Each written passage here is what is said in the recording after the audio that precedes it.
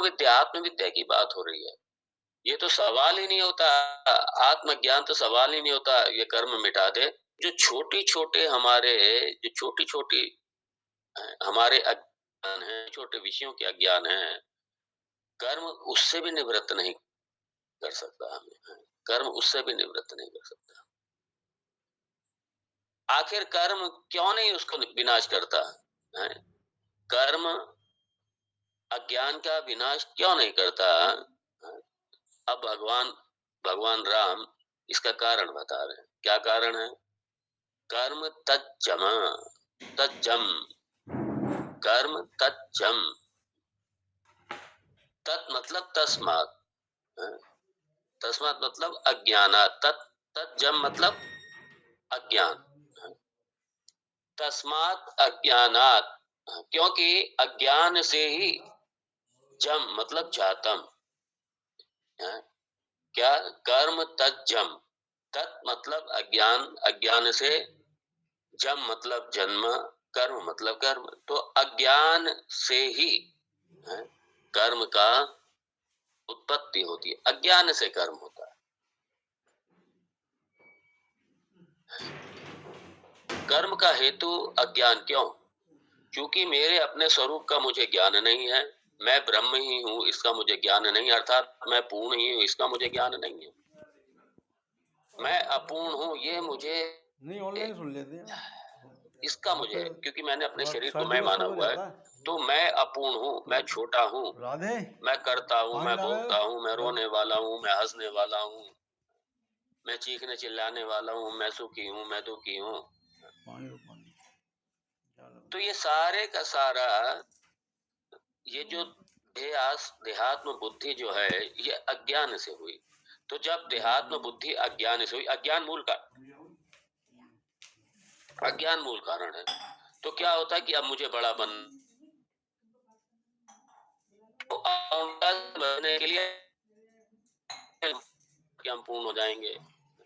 इसलिए फिर कर्मों की एक श्रृंखला बनती चली जाती है, बढ़ती चली जाती है, बढ़ती चली जाती है।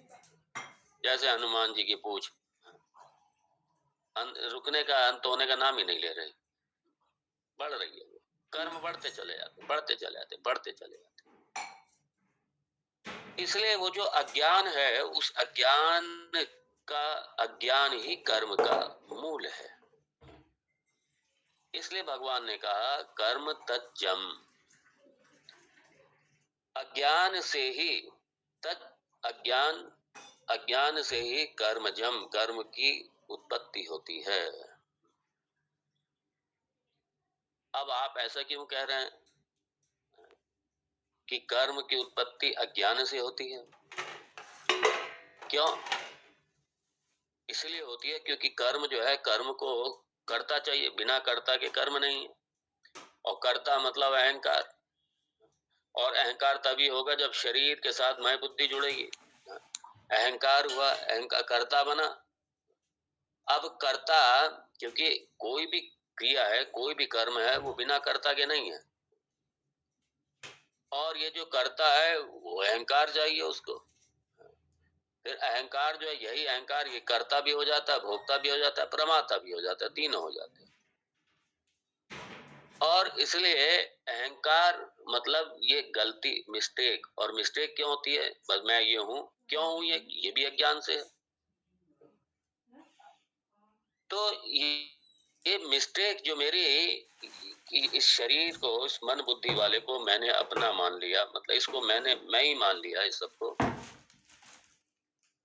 तो कर्म जो है वो करता चाहिए कर्म को, कर्ता को अहंकार। और अहंकार जो है, बस यहाँ पे जो मिस्टेक है, जो गलती है, वो जो अज्ञान से हो जाती है गलती। और गलती के लिए अज्ञान चाहिए। क्योंकि कोई भी गलती है, गलती कब होगा? जब अज्ञान होगा। अज्ञान नहीं होगी तो गलती नहीं होगी। तो गलती मेरी क्या है? मैंने इसको क्यों मैं माना इसको? कि मेरा अज्ञान। इसलिए अज्ञान जो है, यही कर्म का कारण है। यही भगवान कह रहे हैं, कर्म तज्जम, तज्जम, अज्ञान ही कर्म का हेतु है, कर्म का कारण अज्ञान है। तो अब देखिए, अज्ञान है, अज्ञान से गलती हुई, क्या अज्ञान से गलती, तो इससे एक एक लीनिएज, जैसे आप लोग की परिवारों में होता है ना, गृहस्थों में, परिवारों में, ये मेरे मेरे दादा, फिर मेरे दादी, फिर मैं, फिर मेरा बेटा, फिर मेरा पोता, मालूम पड़ा 5-6 जनरेशन तक, और ज्यादा अपने 5-6 जनरेशन तक ही लोगों को पता होता है इससे। तो यहाँ क्या जनरेशन शुरू हुई, सबसे पहले हमारे जो कुल का जो प्रथम देव है वो है अज्ञान। ये संसार कुल का है प्रथम देव अज्ञान। हाँ, संसार का प्रथम जो देव है वो अज्ञान, संसार कुल का है। फिर अज्ञान के बाद में क्या है, मिस्टेक, गलती, और ये तो उसका बेटा हुआ ज्ञान का। फिर जो ग्रैंडसन है वो अहंकार, ये पोता हुआ। फिर अहंकार के बाद में फिर कर्ता हुआ, तो पोता फिर मतलब अहंकार पोता हो गया, कर्ता पड़पोता हो गया। उसके बाद में कर्म, कि करता है तो कर्म होगा, कर्म। तो ये आपका क्या कहाँ तक चलेगा, पोता पड़पोता लड़पोता कर्म पे आ गया है? फिर उसके बाद में यहाँ तक तो अच्छा, अब कर्म चूंकि ये जन्म का हेतु है, यहीं पे रुक जाइए बस। इसके बाद में फिर क्या होगा, कर्म के बाद में फिर पुण्य पाप होंगे, पुण्य पाप के बाद में फिर क्या होगा, फिर भोगने के लिए फिर जन्म लो। फिर उसके बाद में क्या होगा, बस जन्म लिया है, अब फिर वही जो पिछले जन्म में करते रहो इस जन्म में करते रहो। तो ये सारा चलता रहता है संसार चक्र। अगर मनुष्य जीवन मिल गए तो आपका भाग्य, नहीं तो फिर यही है, भोगते रहो इधर उधर, आते रहो। आज इंडिया में पैदा हुए, कल अमेरिका में पैदा हुआ, ऑस्ट्रेलिया में पैदा हुआ, ईरान में पैदा हुआ, कहीं किसी मुस्लिम बस्ती में गाय बन करके आ गए, तो मालूम पड़ा पैदा होते ही थोड़े बड़े हुए कत्ल खाने में चले, वहां तो सब खाने में जाते, कुत्ता हो, गाय, घोड़ा हो, गधा हो, तो सब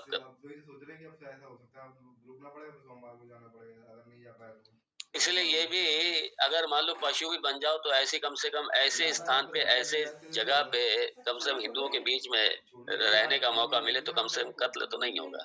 इसलिए पशुओं के भी अपने एक ही गाय है, एक ही योनि है, लेकिन उनके पाप में भेद है।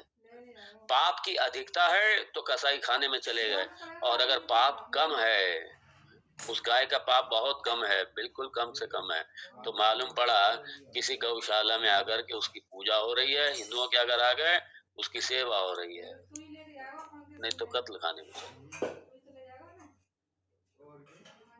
तो इसलिए जो कर्म है, कर्म अज्ञान से, देखिए कर्म तो कर्ता, कर्ता से फिर अहंकार, अहंकार अज्ञान से, और ज्ञान, और इसलिए कर्म जो है वो अज्ञान का रक्षक है। ध्यान दीजिए, वो ज्ञान का हेतु नहीं है, बल्कि कर्म जो है वो अज्ञान का रक्षक है, अज्ञान को और बढ़ाता है। क्यों? क्योंकि कर्म, जितना हम कर्म करते जाते हैं, अर्थात हमारा अज्ञान जो, हमारा संसार आगे बढ़ता चला जाता है, और कर्म से अज्ञान की निवृत्ति नहीं होती है।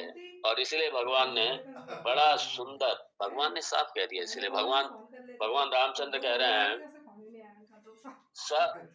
सविरोधम ईरितम, ये कारण कह दिया कि कर्म से अज्ञान की क्यों नहीं निवृत्ति होती है, क्योंकि कर्म जो है न सा विरोधम, सा विरोधम न, सा मतलब कर्म अज्ञान का विरोधी नहीं है, अज्ञान का विरोधी नहीं है, ये सबसे बड़ा वो, क्योंकि कर्म से अज्ञान की निवृत्ति नहीं हो सकती। ज्ञान अज्ञान का विरोधी है, कर्म अज्ञान का विरोधी नहीं है। अगर अज्ञान का, चूंकि अज्ञान मूल है संसार का, अज्ञान मूल है, और अज्ञान की निवृत्ति ज्ञान से होगी, इसलिए ज्ञानात् एव तु कैवल्यम, ऋते ज्ञानात् न मुक्ति ही, ऋते ज्ञानात् न मुक्ति ही। कोई दूसरा साधन ही नहीं है। अज्ञान को मिटाने का साधन ज्ञान है, और ज्ञान कहाँ से मिलेगा? भगवान पहले कह चुके हैं। जन्म लेना ही बेकार है मुझे मानना। भगवान कह चुके हैं बड़ा किसी की स्पष्ट। मदद नहीं करेगा। ज्ञान प्राप्ति का साधन सिर्फ शास्त्र है, वो देखियो क्योंकि यही प्रमाण है, दूसरा कोई प्रमाण है नहीं हमारे पास। पूरे विश्व के पास, पूरे जगत के पास कोई प्रमाण नहीं है।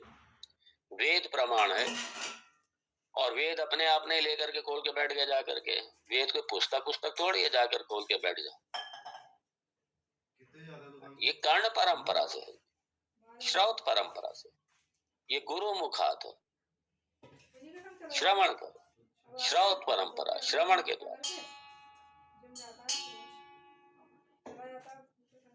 और इसीलिए कर्म जो है, कर्म अज्ञान से उत्पन्न होकर के ये अज्ञान का है, वो अज्ञान का साथी है। हाँ, कर्म अज्ञान का साथी। ये दोनों एक दूसरे के साथी हैं, जबरदस्त। अज्ञान है तो कर्म होगा जरूर, और कर्म है तो अज्ञान बढ़ेगा जरूर, ये भी बात है। ये दोनों, इसलिए संसार ये दोनों लेकर के चलते रहते हैं। ये कर्म और अज्ञान दोनों संसार लेकर के चलते रहते हैं।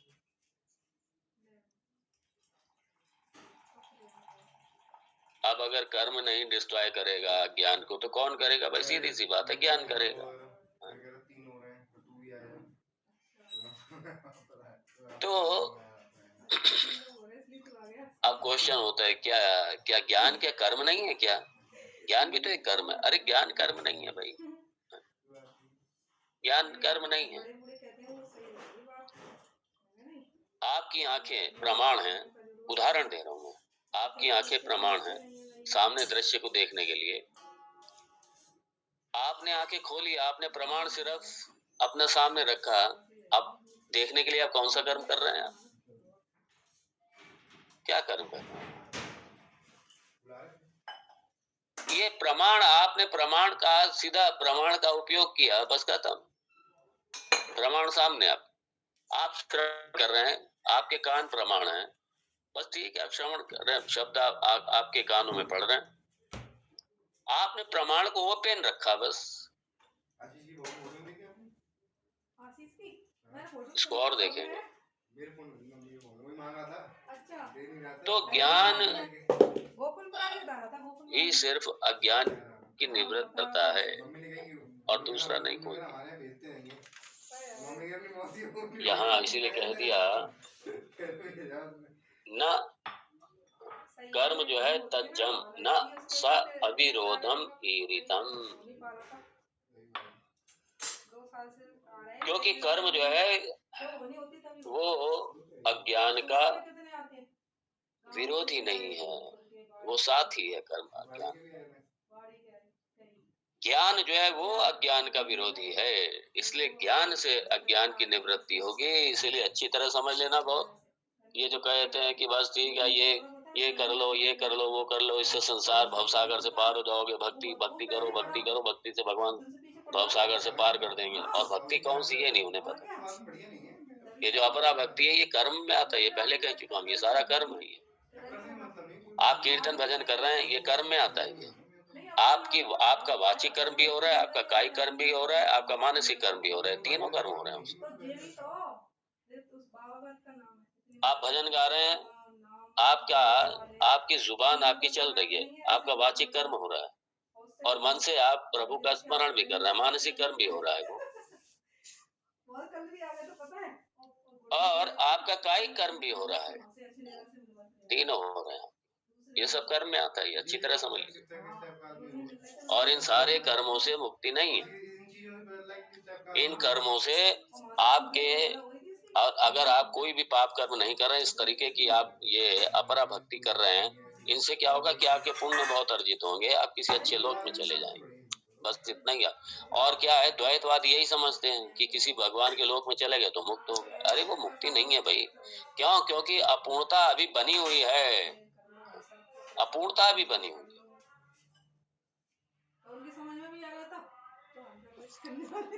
तो इसलिए उनसे मुक्ति नहीं है, ये भगवान बड़ा स्पष्ट कर रहे हैं इस श्लोक में। अब उसका हेतु, अब उसका कारण बता रहे हैं कि कर्म से मुक्ति क्यों नहीं होती, इसका कारण बता रहे हैं। और ज्ञान से मुक्ति क्यों होती है, इसका भी कारण बता रहे हैं भगवान यहाँ 10वें श्लोक में। आइए देखें। ना ज्ञान हानि न च राग संशयो भवेत् ततः कर्म सदोषमुद्भवेत् ततः पुनः